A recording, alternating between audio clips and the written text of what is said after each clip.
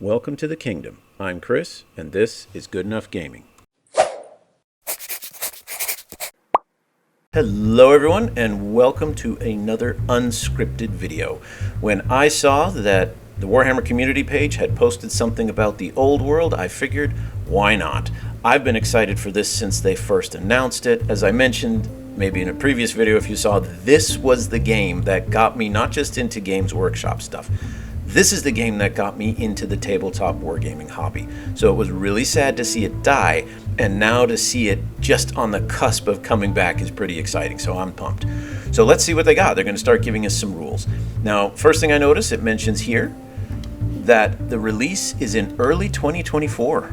So we could be within 6 months of this coming out. They don't have a specific month, but early, I mean, technically that's anywhere in the first 6 months. So June release or before. Anyway, at least we have a year. Up until now, it's just been kind of, but since they showed us the Bretonnia army models, they're now going to start drip feeding us rules. And my guess is over those next 6 months, we're probably going to see more faction focus, so to speak, and we'll see more rules stuff. If they do it like the way they did Warhammer 8th edition, this will be great because they'll get us ready and super pumped. And then we'll be so familiar with the rules from drip feeding that when the game hits, you'll almost be able to just play a game right off the bat. So let's see what we got here. Now this looks promising. My first army was High Elves. And I was a little worried, given that they released the Lumineth Realm Lords in Sigmar. I wondered, what are they going to do with the High Elves back in Fantasy? Because they got rid of the old Empire models in Sigmar and replaced the new Cities of Sigmar models so that the Empire would fit more aesthetically in Old World.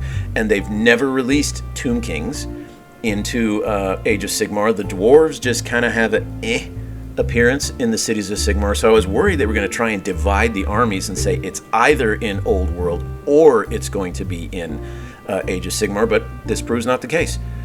So we're going to have High Elves, and that was the first army I ever played, so it looks like I might be having to recollect my High Elf army. That's something I'm excited for. Alright, so let's see at the rules here. That's what we want to look at. So looking at the turn sequence, and for the most part, it looks like what I remember from Warhammer Fantasy. Now, you have to forgive me.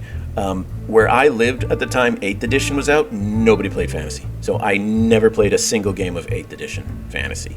So I'm going based on what I remember from many a year ago. It was the late 90s last time I played Fantasy. So forgive me if I make a few mistakes here. Strategy phase is new. The old movement, shooting, combat phase, that's the same. The movement phase, declaration of charges, charge reactions. Okay, that's cool. That's what it used to be, and this, I'm liking that so far. Then compulsory movement, and finally movement is carried out. And spells. Okay, so that's one thing that's different. Spells, there used to be the magic phase, and I believe somewhere in this article it probably says something about that. But it looks like what they're doing here is what they did with Warhammer 40k with Psychic, in that they're breaking up magic across the game turn based on the kind of spell.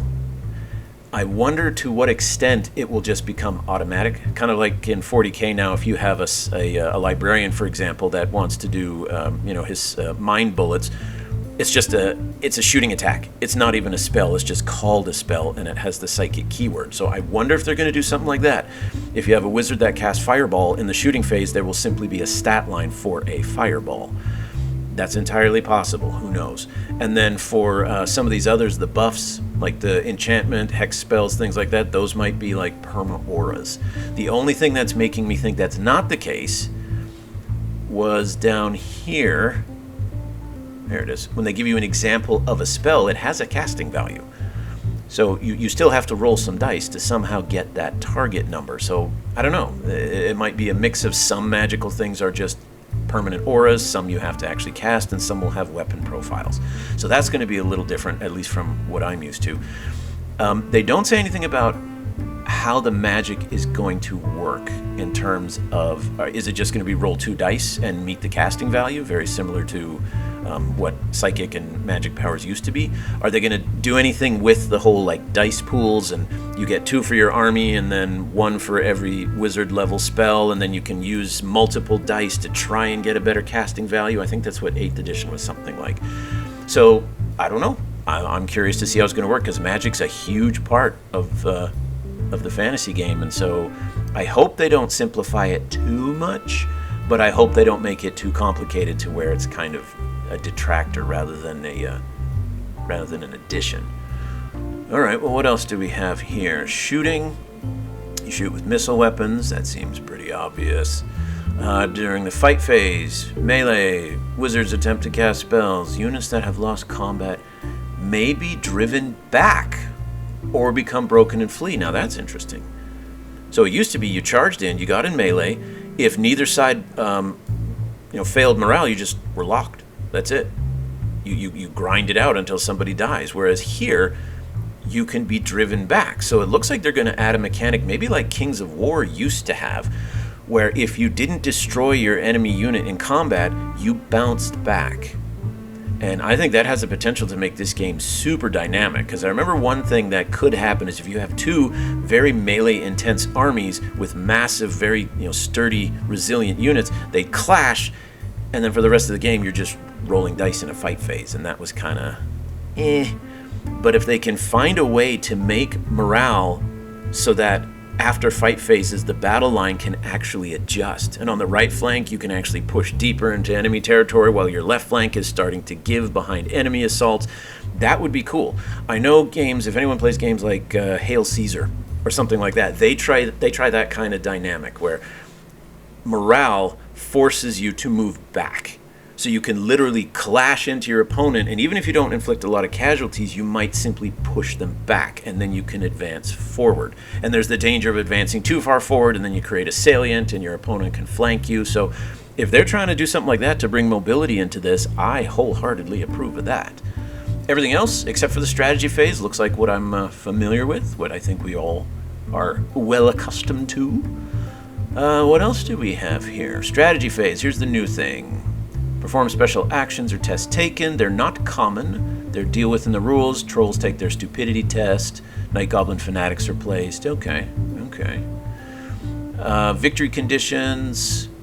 You may also use this period to tidy the table, removing stray casualties and dice. Thanks, Mom. I'll clean up my room right away. Okay, well, I don't know why that's there. Let's see. The command phase. Special rules again.